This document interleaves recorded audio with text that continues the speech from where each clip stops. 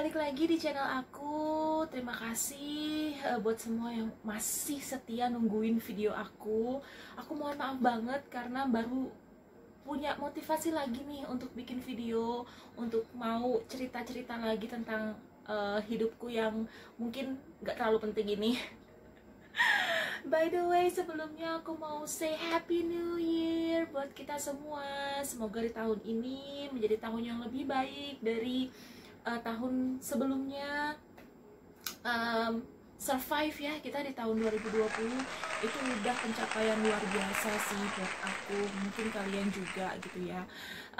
Buat kalian yang masih LDRan atau mungkin LDM-an kayak aku, well, aku doakan semoga kita bisa cepet ketemu dengan pasangan kita ya. Gila, aku sih secara pribadi udah berapa lama ya? Udah 1 tahun sayang gak ketemu sama suami. Dan mungkin beberapa dari kalian yang mungkin temenan sama aku di sosial media aku, terutama Instagram, aku tuh sering banget cerita atau mengungkapkan rasa kangen aku sama suami ya di sosial media aku. Dan beberapa dari kalian mungkin yang belum mengenal aku secara dekat gitu, atau follower baru aku, tanya, Kak atau Egi, kenapa kok belum bisa kumpul sama suami, kok bisa belum reunian sama suami. Karena kan beberapa bulan lalu atau ya pokoknya imigrasi Indonesia tuh udah dibuka kan. Jadi udah boleh WNA masuk ke Indonesia dengan visa penyatuan keluarga karena aku dan suami itu sudah menikah. Lagi pula juga ada visa kunjungan kan ya, e-visa itu selama si WNA punya penjamin di sini gitu kan ya. Oke, di video kali ini terkhusus aku akan menjawab pertanyaan-pertanyaan itu. Kenapa kok sampai sekarang udah 1 tahun, lebih dari 1 tahun, aku November tahun 2019 pulang dari India, sampai sekarang kok masih belum bisa gitu reunian sama suami. Well, oke. Jadi yang menjadi kendala aku dan suami untuk bisa kumpul bareng-bareng setelah sekian lama berpisah itu adalah dokumen resmi menikah kami atau marriage certificate kami officialnya itu belum selesai teman-teman gitu. Jadi secara negara atau secara sipil aku dan suami itu belum tercatat. Tangkep ya maksudnya? Jadi gini, aku harus ceritain dari awal sih sebenarnya. Jadi pada saat aku mempersiapkan pernikahan aku tahun 2019 yang lalu, itu kita udah cari-cari tahu tuh dokumen-dokumen apa yang dibutuhkan untuk seorang laki-laki India mau menikah dengan seorang wanita WNI. Ini sih salah di aku ya, jadi kalian jangan ikutin. Aku adalah tipe yang malu bertanya orangnya. Jadi aku bener-bener less informasi banget, bahkan sangat bisa dibilang tidak punya informasi soal itu. Jadi berdasarkan kesoktahuanku dan sedikit-sedikit mencari dari Google, akhirnya aku menemukan apa-apa aja nih yang dibutuhkan. Suamiku di sana itu percaya banget sama aku karena kita kan rencananya mau menikah secara sipil di sini, jadi ya dia serahkan semuanya ke aku dong. Jadi suami itu hanya terima informasi dari aku, nanti dia yang akan laksanakan atau ambil atau kerjakan untuk mendapat dokumen apa yang dibutuhkan dari pihak dia, ngerti ya? Kayak affidavit, kemudian ada surat persetujuan orang tua, kemudian ada paspor, KTP-nya dia, akte lahir, dan segala macam dokumen yang dibutuhkan untuk gereja juga. Oke, beres tuh, dia sudah siapkan semuanya, benar-benar rapih. Suamiku tuh tipe rapih soalnya. Kesinilah dia. Jadi dalam pernikahan Kristen itu, kalau dulu itu bisa pada saat menikah secara gereja langsung menikah secara sipil. Tapi ternyata pada saat aku menikah di bulan Agustus 2019 yang lalu, itu nggak bisa kayak gitu. Jadi harus nikah secara agama dulu, baru nanti setelahnya, setelah dapat surat nikah secara agama atau secara gereja, baru nanti surat itu akan dibawa ke sipil bersamaan dengan dokumen-dokumen sipil lain yang dibutuhkan gitu. Oke, terus ini bagian lucunya. Aku yang sok tahu ini, sehari setelah nikah, jadi kami tidak menunda ya, sehari setelah nikah kami langsung pergi ke Jakarta untuk urus dokumen-dokumen kami. Aku infoin dulu hal yang seharusnya betul, oke, yang seharusnya betul aku lakukan. Jadi prosesnya seharusnya ya, ini yang seharusnya. Setelah nikah secara gereja, aku tuh seharusnya langsung ke kantor Dukcapil, ya, pencatatan sipil itu. Harusnya aku ke sana dengan semua dokumen lengkap yang aku punya. Aku ke sana untuk diterbitkan surat nikah. Jadi kami menikah secara sipil. Setelah itu seharusnya surat nikah secara sipil itu nantinya akan kita bawa ke Kementerian Hukum dan HAM, setelah itu Kementerian Luar Negeri, setelah itu baru ke Kedutaan India yang ada di Jakarta gitu. Surat nikah yang dikeluarkan oleh sipilnya. Ini yang lucu. Aku tuh salah persepsi, teman-teman. Aku yang salah. Jadi yang aku lakukan saat itu adalah, yang aku bawa ke Kementerian Hukum dan HAM saat itu dengan suami adalah surat nikah secara agama, dan itu salah banget. Jadi sampai di sana aku tuh yang masuk terus semuanya kan udah computerized ya. Jadi orang-orang di sana tuh kayak, aku juga udah nggak pakai nanya-nanya, udah aja tuh isi secara computerized di sana. Dan pada saat aku mau submit, aku tanya dong sama petugas di situ. Aku bilang, Mas, ini gimana selesainya? Terus dia lihat, loh Mbak, ini bukan seperti ini prosedurnya, Mbaknya kami tidak menerima surat seperti ini. Terus aku cerita kronologi saya kayak gimana, begini-begini. Nah terus dia bilang, Mbak salah persepsi, harusnya yang dilaporkan ke sini adalah surat nikah secara sipil, bukan surat nikah secara negara. Zong dong, zong. Oh my God. Itu hari pertama setelah aku nikah. Akhirnya aku dan suami udah kesel tuh. Akhirnya aku dan suami pergi ke Kedutaan India karena kami penasaran kan. Kami tanya lah di sana, dan betul aja terbalik prosedurnya. Jadi yang disahkan itu bukan surat nikah gereja, melainkan surat nikah secara sipil. Ya sudah, kami sudah tidak punya waktu lagi karena waktu itu suami sudah harus, maksudnya kami berdua itu sudah harus pergi ke India bersama kan. Jadi ya udahlah, kami pikir ya udah nanti aja kalau misalnya kami balik lagi ke sini. Karena kami sudah punya informasinya kan, jadi nanti aja deh diurusnya. Jadi sementara aku ke India itu kemarin waktu sama suami pakai e-visa yang masa berlakunya 3 bulan. Berangkatlah kami ke India bulan Agustus. Bulan November aku balik ke sini gitu kan, dengan harapan waktu itu suami nggak ikut karena suami masih ada kerjaan, dan aku juga ke sini karena visa aku udah habis kan. Ya udah aku pulang, dan suami pada saat itu bilang, kamu cari informasi yang betul untuk bisa menikah secara sipil di sana. Aku udah janji sama dia, oke sayang, aku akan cari. Sampailah aku di Indonesia, karena aku juga masih belum punya banyak teman dan banyak informasi, jadi aku masih berjalan dengan sepengetahuan aku. Aku tanya-tanyalah sama beberapa orang, dan aku dapat tuh sedikit-sedikit informasinya, tapi belum 100% gitu loh. Bulan Februari tahun 2020 suami kesini, dan aku udah infoin semuanya ke dia. kamu bawa ini, kamu bawa dokumen ini, kamu bawa dokumen ini, kamu bawa dokumen ini.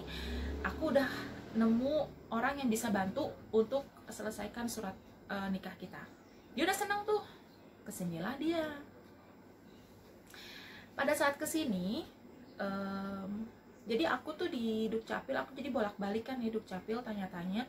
Aku ketemu sama satu calo gitu, dan aku kan orangnya males ribet ya, jadi aku menyewa calo itu untuk bantu aku selesaikan surat nikah aku. Dia kasih info semuanya dan dia infoin berapa yang harus aku dan suamiku bayar gitu ya. Udah tuh, sampai ke sini suamiku dan aku langsung ke Dukcapil. Kami lapor ke Polres bahwa suamiku datang dan mau menikah di sini, kayak gitulah. Ada namanya SKM, surat keterangan melapor. Itu aku kerjakan dengan suami. Lalu kami ke Dukcapil dan kami ketemu sama itu calonya.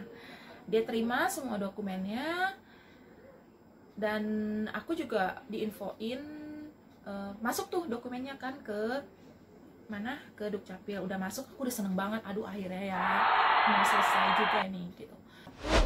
Sabtu hari Rabu kami kesana sama saksi. Waktu itu saksinya adekku sama sepupuku, mamaku juga ikut waktu itu.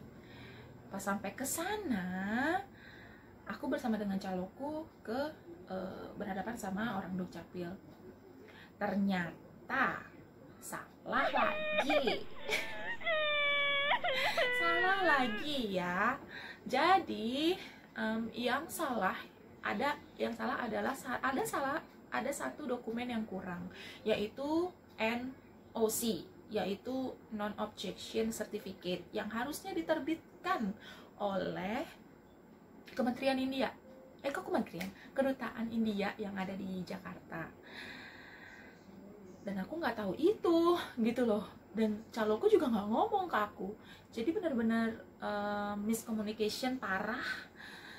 Sampai akhirnya aku udah bayar kan itu calo, aku marah dong sama calo itu. Kenapa lo nggak bilang ke gue kalau gue butuh ini gitu. Aku minta lah uangnya. Aku ngamuk, benar-benar ngamuk saat itu. Suamiku sampai yang udah aku mintalah uangnya balik kan, tapi sama suamiku dikasih ada berapa sih waktu itu, 150.000 apa untuk mereka sebagai ucapan terima kasih lah.